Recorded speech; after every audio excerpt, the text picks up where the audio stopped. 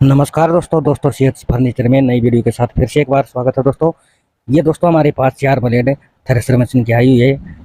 हमने इसमें जैसे धार लगा के दराता निकालना है। इसी तरह से वीडियो देखना, वीडियो पसंद आए तो लाइक शेयर करना है।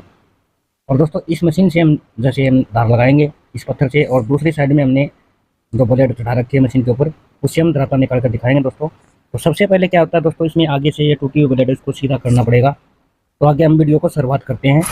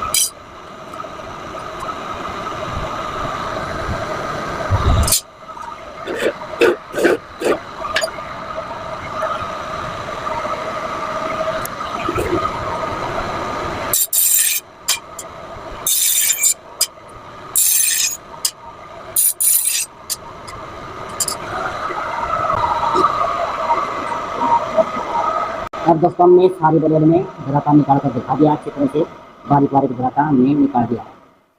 तो दोस्तों वीडियो पसंद आई है तो लाइक शेयर करना है आपको, और चैनल के ऊपर वीडियो पहली बार देख रहे हो आप तो सब्सक्राइब भी कर लेना, ताकि हम छोटी छोटी जानकारी चैनल में लेके आते रहते हैं दोस्तों।